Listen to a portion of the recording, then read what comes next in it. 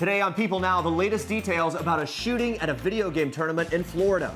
A special honor plan for the late Senator John McCain as details about his funeral are released. Plus, it's going to be fun to be back with my old family. Ashley Benson opens up about getting to direct an episode of the Pretty Little Liars spinoff. And funny man Rob Riggle has an all-new comedy series you need to watch. He's here telling us all about it live today on People Now.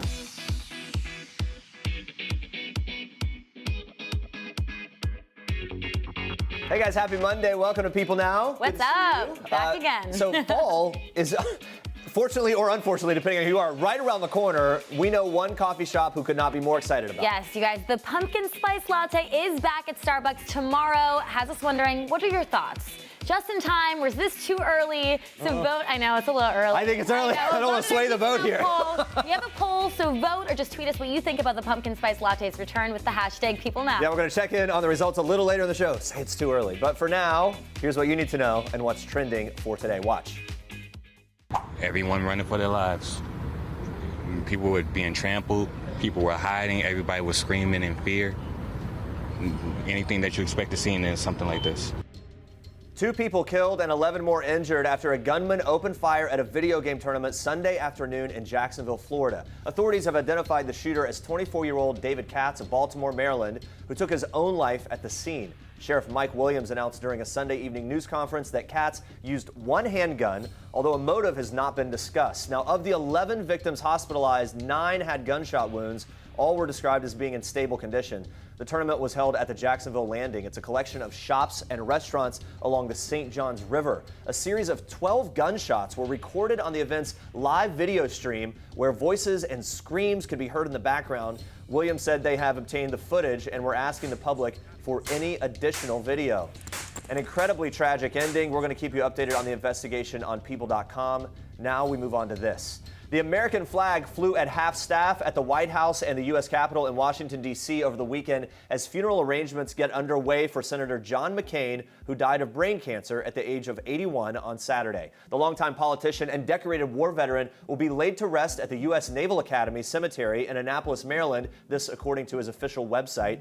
McCain graduated from the Naval Academy in 1958. There will be memorials and services held this week across the country at the United States Capitol, Washington National Cathedral, the Arizona State Capitol, and North Phoenix Baptist Church. According to the New York Times, Vice President Mike Pence is expected to attend, while President Donald Trump is not. Trump has publicly disparaged McCain on numerous occasions over the years.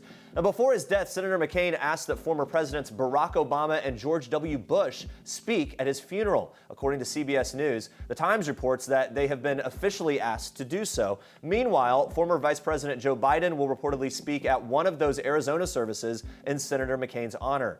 Senator McCain will lie in state in both the Arizona Capitol and the Washington, D.C. Capitol Rotunda, only the 13th time a senator has done so. That's according to the Times.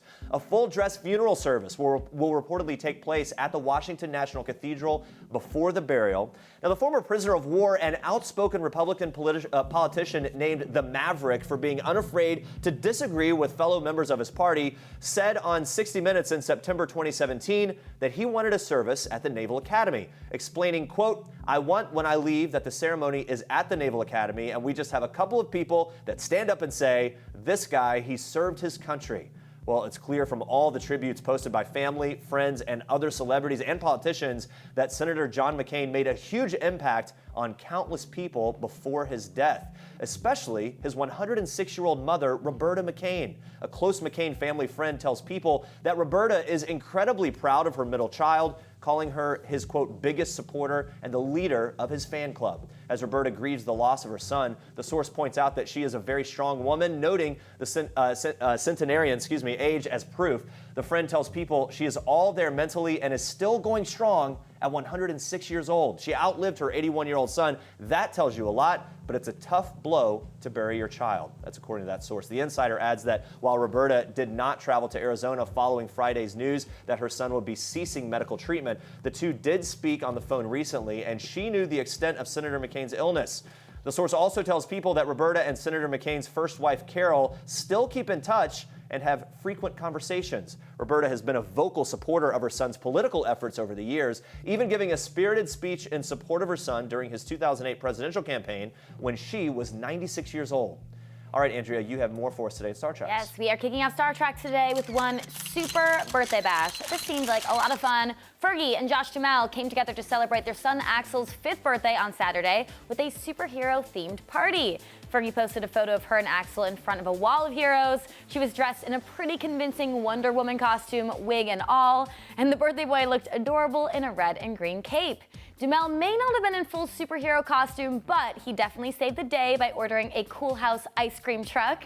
As the truck pulled up to the house, Josh gave fans a little tour of the birthday bash, which included out-of-the-world superhero decorations, people lounging in the pool, and a few of the adults in costume putting on a show for the kids. I think I even see Fergie in the mix battling a Spider-Man. Looks like they had a really fun time. Well, Paris Jackson is celebrating her Mac attack, her godfather, Macaulay Culkin, that is. Jackson paid tribute to the actor on Instagram over the weekend in honor of his 38th birthday with this photo montage. Alongside this series of sweet photos, Jackson wrote, "Happiest of birthdays, Mac Attack. I love you so, so dearly and keep you very close to my heart always." In one picture from the set, Jackson and the Home Alone star flashed their matching spoon tattoos, which they got together last year. A source told People at the time the spoons are an inside joke between the two of them. Paris also included a throwback pic of a young Culkin with her late father, Michael Jackson. In January, Culkin stayed tight-lipped about his friendship with Jackson on Marc Maron's podcast, saying, "I'm close with Paris. I'm going to warn you now. I'm very protective of her, so just look out. I'm a very open book when it comes to things, but like with her, she's beloved by me." He went on to call her tall, beautiful, and smart, but didn't go further, saying, I'm just letting you know, if we want to start going down that road, it's going to be a dead end." Paris is lucky to have you as a godfather, and happy birthday to Macaulay Culkin. And speaking of celeb pals, Karlie Kloss hit up Taylor Swift's Reputation tour in Nashville on Saturday night, making for one pretty epic reunion. The pair hung out backstage, seeming close as ever, in an Instagram photo that Karlie posted with a caption, "No one puts on a show like Taylor Swift. Reputation tour in Nashville was out of this world. I am so proud of you." Kloss also tweeted out the photo with the same caption, making it pretty evident the friends were excited to get back on each other's social media. The concert comes soon after rumors that Kloss and Swift had a falling out and that Karlie was no longer part of their celeb squad of friends. These rumors first sparked when Taylor left Kloss's name off of a t-shirt filled with all of her pals' names and worn in her Look What You Made Me Do video. In March, Kloss addressed the supposed rift between the two in an interview with the New York Times, saying, quote, "Don't believe everything you read." She also posted a sweet selfie in December of 2017 for Tay's birthday, confusing fans even more about what was really going on. Hey, by the looks of Taylor and Karlie's Saturday night, we are guessing there was finally no bad blood between the two. Woo! Woo! And those, you see what I did there? Those are your Star Treks for today. I'm glad we finally cleared the air there. I know. All right, stay with us. Ashley Benson revealing her future plans for the upcoming Pretty Little Liars spinoff. Plus, actor Rob Riggle joining us live talking about his hilarious new show, Rob Riggle's Ski Master Academy. It's hilarious. We'll talk about it. Stick around for that. All right, guys, we've already been talking about this. Sugar spice and everything nice. Summer may not be over just yet, but the pumpkin spice latte is returning to Starbucks. And oh boy, our mouths are already watering, huh? Yeah, the coffee staple usually launches in September. It's very fall. Getting our treat a little early this year. The PSL will make its debut Tuesday, aka tomorrow. So get ready for a little fall in your cup already. Yes, this is the latte's 15th birthday. I'm surprised it's been around that long. Me too. The drink has become so popular, it even has its own Twitter handle. Look at that, orange sunglasses and all. Speaking of Twitter, fans are very excited for the PSL's return. Let's take a look at some tweets. Here we go. Me walking into Starbucks tomorrow for the return of pumpkin spice latte. Yeah, I'll take a couple of them. All right, let's do it. Starbucks pumpkin spice latte returns on Tuesday. People are very excited about this. A little creepy, but I get it. Pumped up. Me after seeing pumpkin spice latte trending. Hey. Look, we've been asking you if you think the move is too early or just in time. So here are the results from our poll. Let's see what everyone is saying. Wait till after Labor Day? No, right? I know. All right, here we go. Looks like, oh wow. Just in time. But it's close. It's a close race there. Keep your votes coming in. Whatever. Too early. We'll be talking more PSL reactions later in the show, but first, we move on to this. Pretty Little Liars star Ashley Benson has a squeaky clean new project these days. She is partnering with Olay this summer and their Foaming Whip body wash We both would use it, by the way. Amazing. It is actually great. She says with how hot it's been in the city this summer, she has to take like 1 million showers a day, give or take. The thick foam and fun scents of this body wash make shower time so much more fun. That that got us talking about beauty routines, favorite beauty products, and why she loves her pimples. Yes, really, take a look. I kind of just, if I have like a breakout or anything, I'm very open to just wearing pimple cream everywhere. I kind of embrace it. I like it. I think it's fun. I think it's a little accessory to add onto your skin. Yeah, like the pink drying lotion, I put all over my face, and I think it's quite cute. All right, I love that. It's important to love yourself, imperfections and all. She embraces that. Yeah, she does. And we all remember Ashley from the freeform show Pretty Little Liars. She played one of the core four, Hannah, for 7 years, and we loved her on that show. Yeah, so with filming underway for the Pretty Little Liars spinoff, The Perfectionist, we want to know, will we see Hannah again? And what about hopping behind the camera this time? Could it happen? Ashley gave us the scoop. So Marlene has said that she's on board to have you direct an episode of the spinoff. Yep. So what's the deal? Is that going to happen? Yeah. Yeah, it is. I am very excited. I don't know what episode I'm directing. I just know I am. It is directing. going to happen, yeah. It is going to happen, yeah.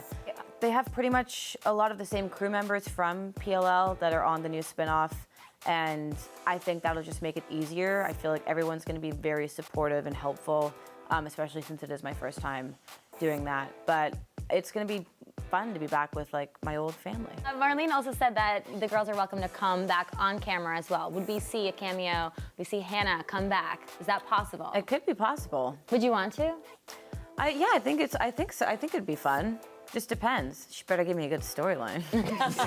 Where do you think Hannah would be right now if she was just continuing on and we were taking a little peek in? Oh no.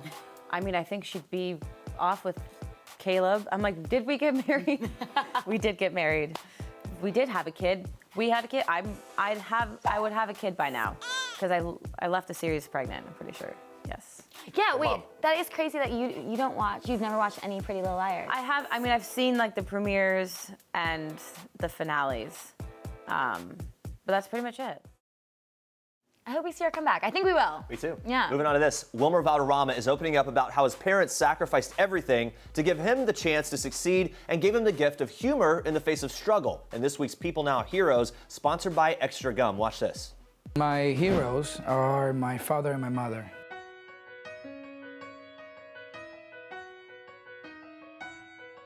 My parents sold everything they had in Venezuela just so they could afford to bring us, the family, to the United States in search of a better opportunity. The first struggles are the very universal struggles, right? The language barrier and trying to really create an efficient lifestyle. So at the beginning, that was it in the language barrier. You know, we only had months to figure this one out, and the challenge was to stay positive through the downs. My dad is a clown, my mom is a bigger clown, and I am an idiot. Growing up in that household was very fun, very funny, and in the face of tragedy, a sense of humor was a big one.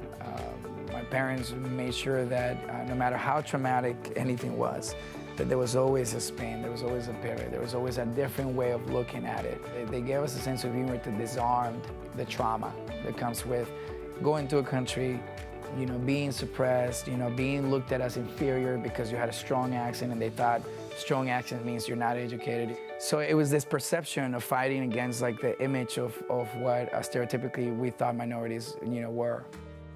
Since I was 6 years old, I was always acting, singing, and dancing.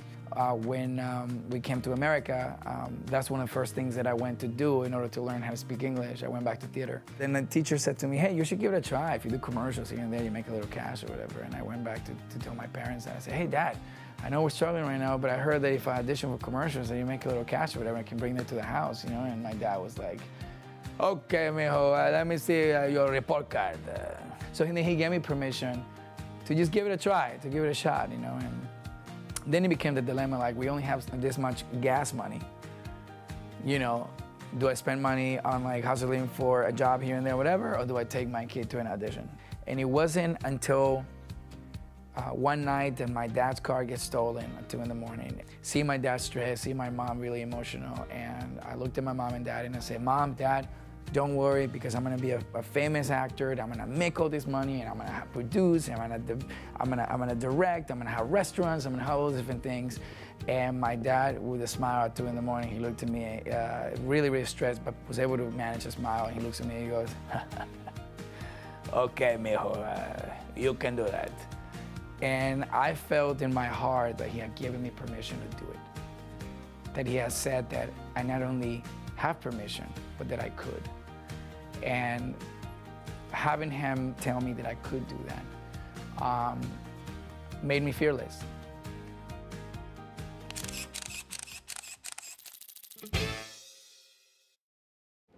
Well, just forget all that crap, okay? Today is special because it's my birthday! Oh. What the Happy birthday. How old are you, Rob? 30.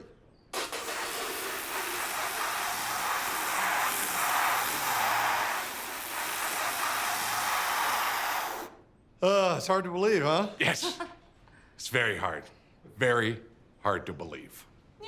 Guys, Rob Riggle's Ski Master Academy may quite possibly be one of the weirdest shows that we've ever seen in such a great way. In this case, a very good thing. It's so funny. You're joined now live by Rob Riggle himself. This is the perfect way to brighten up a Monday. It really is. yes. And by the way, It's going well. and we were just saying, the beard game is on point here, my friend. Yes, I was admiring yours. No, I'm admiring yours. I'm new to the beard game. I'm new You're to doing well this. for a newbie. Yeah. Well, thank you guys, but I'm gonna get tips from you. Okay, we'll talk after. Let's talk the show. So the show's scripted, it's fiction, but you play Rob Riggle, Yes. who is, quote, celebrating America through personal watercraft education, which is amazing. Yeah. So we want to know, from the point of view of your character, why does America need jet skis?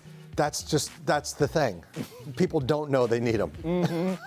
And let's be honest, nobody needs watercraft. Nobody needs a personal watercraft, but that's where the joy lies. And if you're going to get one, which you don't need, allow me to teach you how to do it safely. Yeah, as we see people there blowing up and everything else. It's a wild game out there on those jet skis. What's the number one quality the real-life Rob Riggle has in common with Ski Master Academy? Rob? I hope these two guys, see, I'm playing a heightened version of myself. Yeah, right. So, yeah, it's me, and name only.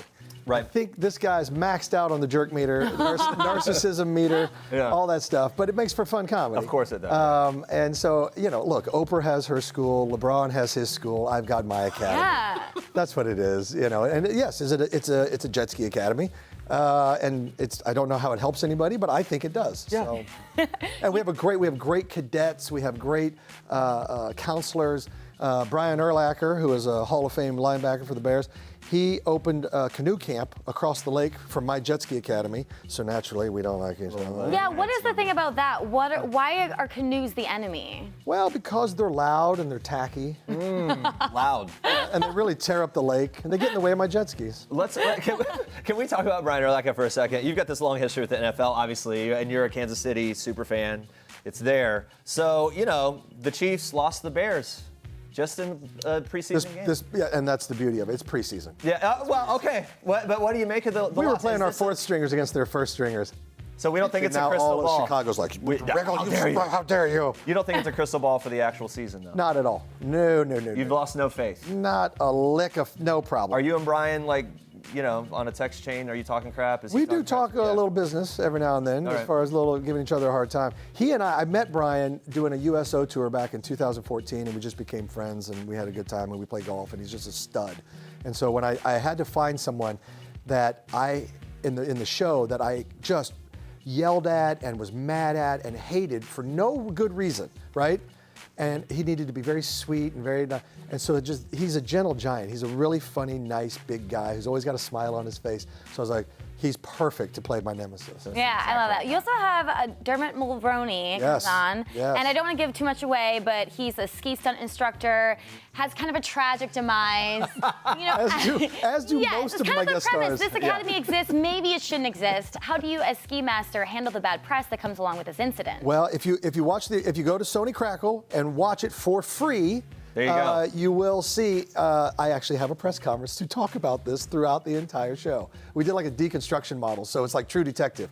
we start at the end, and then we go back to the beginning, and we work our way back through this press conference, and it's ridiculous. It's such a great premise and so much fun. There's even, by the way, a supernatural element, a phantom jet skier, which you need for this kind of haunting element. I'm telling you, there were no holds barred on this show. It is absurdist and ridiculous. No agenda, just comedy for comedy's sake. And the improv element really plays in, right? I mean, that kind of helps these wild ideas just kind of come to fruition. Everybody I went to, I came up doing improv at the Upright Citizens Brigade, just down the street here. And so a lot of the people I reached out to are improvisers or sketch comedians or great comedic actors. So I reached out to the people I knew who could come in and play. Yeah, and improvisers are brilliant too. Yeah. Oh, thank you. No, they are. I'm not just It's saying true. that. Like the ability to do that well is now, people might not know this about you, but you served as United States Marine for 23 years. 9 of those were active duty. So, I mean, that's crazy. Thanks for serving. What does it mean to you to represent the armed forces in entertainment? It's an honor. It's an honor. It was an honor to serve this country, and it was an honor to be a Marine, to lead Marines. I'm proud that I got to serve, and I would do it again if they needed me. Hopefully they don't, but if they did, I'd be there. It was just an honor. And, hopefully, you in the veteran community, you get the word out about some of the things that are going on there and be an advocate for them. So it's a good experience. Man, so much great work that you're doing there. You also have a new movie coming out. We'll quickly mention Night School, Kevin Hart, Tiffany Haddish. Did you know who bit Beyonce before all of us? I feel like did you get the inside scoop from Tiffany? I didn't. I totally missed out on that. But Night School is a blast. It is a fun movie. Obviously, Kevin Hart and Tiffany Haddish together they're electric. But it's a great ensemble too. I mean, you've got some great actors involved with that as well. So it's a really fun comedy. I think people enjoy it. Well, we can't wait for it. Thank you so much for being here. Yeah, good to see you guys. You have to check out Rob Riggle's Ski Master Academy. The premiere episode is streaming now on the Sony Crackle app and Sony Crackle online for free. Check it out. For free. Coming up tomorrow, Prince Harry and Meghan Markle just got a dog, everybody. And we are talking about it. Royals correspondent Imogen Lloyd-Webber is here breaking down all the details of their newest edition. You don't want to maybe you'll get your own puppy inspiration. I have no idea. Thank you so much for watching, and we will see you tomorrow. Bye, guys. Meghan Markle was on that.